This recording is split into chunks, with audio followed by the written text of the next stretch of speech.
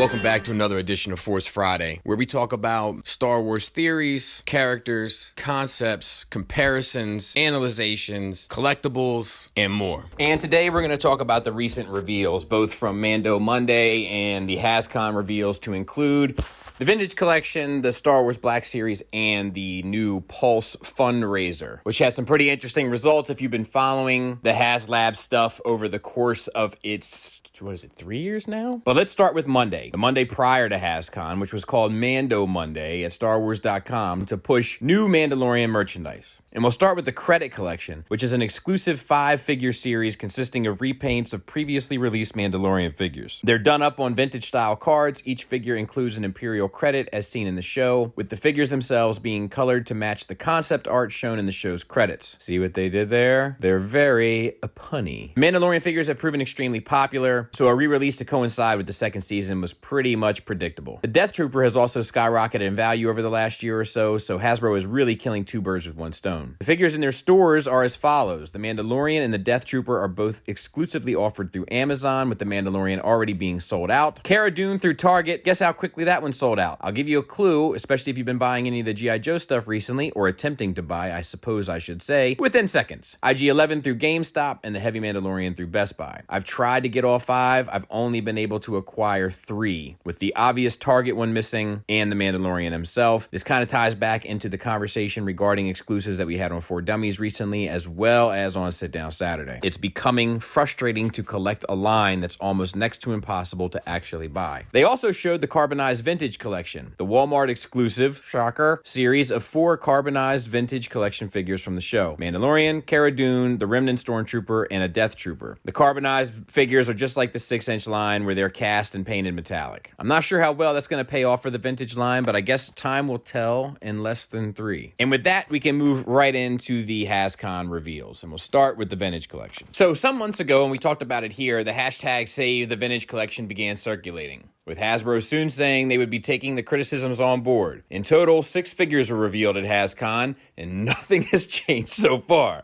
So take your little hashtags and your petition, change.orgs, and just hang it up. This is the most shocking, kind of surprising reveal series where it's just like, and I mean that in a mind-boggling way. Let's get into it. First and foremost, none of these figures are really in high demand. We got the peasant disguise Anakin Skywalker, Queen Amidala, a TIE fighter pilot, and a battle droid. Anakin and Padme are popular characters and have a certain amount of appeal in any line. But Anakin as a peasant and Padme in her far less popular queen look are strange choices. The TIE fighter pilot here is totally outdated. First appeared in 2009 and has no ankle articulation and a helmet bigger than Zero the Hutt's mom. And maybe your mom too, bro. Could be. I don't know her. You could have a big-headed mom. The only one that makes any real sense is the battle droid, as you can army build it. Who gets excited about battle droids? Like, I know I don't. You got to get a couple, but like after you have a couple, it's like, what are we doing? Like, we're done. Let's move on. I never need to see one again. That's me anyway. 2 new figures were shown. First is an incinerator trooper from the Mandalorian, built off the new Stormtrooper body.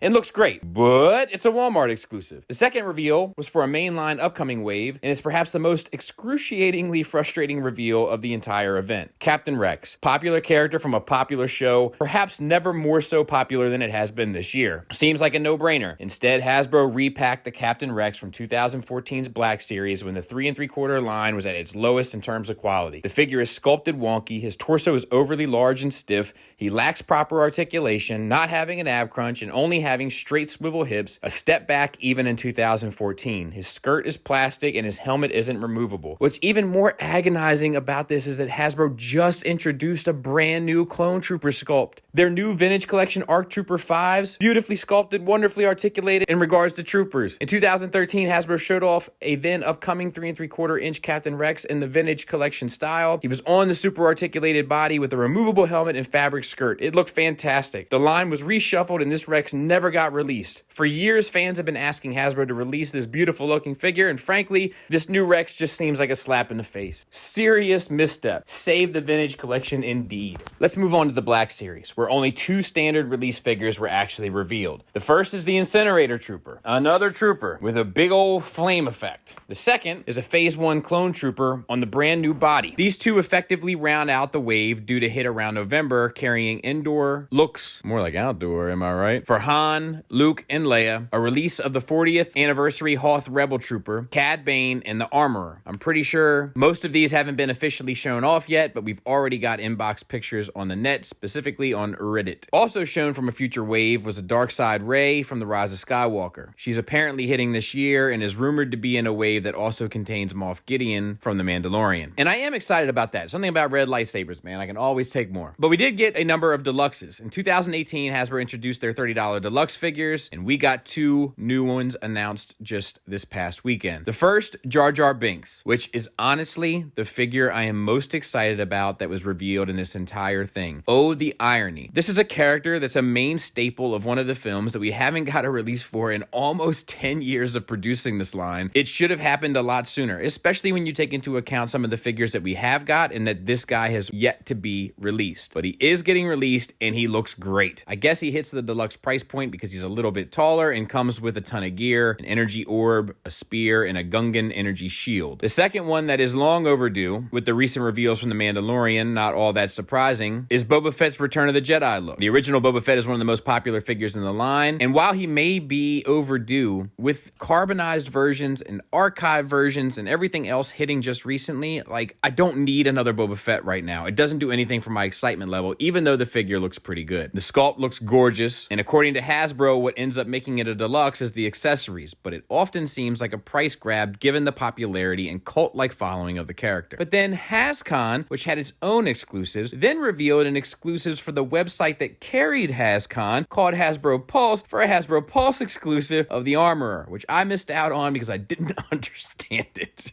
I didn't understand all the different types of exclusives. I'm too old to begin the training and to follow all this exclusive bullshit. But we get the Armorer. She is coming in the main line, but an exclusive deluxe release is coming to various fan channels in the next few months. The standard release has a sculpted fur collar and includes 2 of her tools. This release is the same base figure except for several key differences in the accessories. She includes 2 additional tools, all of which have a translucent heated look to their tips. She also includes Mandalorian's Beskar helmet, a sparking forge effect, and a soft goods collar similar to the Range Trooper in 2018. And lastly, we got the Archive line releasing a handful of new figures. Commander Cody, which won the fan vote because the fans are silly. This is a straight repack of that figure. Just, I don't know what people were thinking with that. The beauty of the Archive line would be to get an older figure with an updated paint effect added to the face. So who do we choose? The one with the helmet. Good move. Stupid. We get Grand Admiral Thrawn, which is pretty cool, a Hoth Luke, and a Hoth Han. This is the first time all 3 of these human figures with human faces will have photoreal deco. And we could have gotten 4, but you guys chose a weird one for the Archive line. Which brings us to Hasbro Pulse, which, as we all know, was the full-scale Razor Crest. The first Star Wars HasLab project was a success, so another was inevitable. I was kind of hoping for it to be a Black Series, or even perhaps a G.I. Joe Classified, but alas, not the case. Up until this point, the biggest success was the recent Marvel Legends Sentinel. That thing soared past expectations, helped in part by it finally being available internationally through the web store Zavvi. And this vehicle was already seeing similar success. The goal was 6,000 backers by November 9th, with the price of $350, available internationally again through the same company. As of the 29th of September, not even a week from launch, it already hit 8,054. This not only speaks to the success of the show, but to the vintage collection when they do it right, unique, and to the T. People are willing to put their money where their mouth is when Hasbro delivers the goods. It's becoming increasingly obvious that for Hasbro, the money isn't in the figures but the vehicles and dioramas. We're seeing a ton of them. Most admittedly seem to be great quality. But Hasbro's true intentions and agenda with this line is going to be coming soon in its own discussion right here. As for the actual toy, it measures 30 inches long, 20 inches wide, and 10.5 inches tall. It's big. It features a full interior with everything a little Mando fan's heart could desire, an opening cockpit with space for 3 figures, an open weapons locker, hatches, ladders, cargo nets, landing gear, even a toilet. It also includes a figure of Mando in his Beskar armor and has unlocked the Baby Yoda. It's interesting to note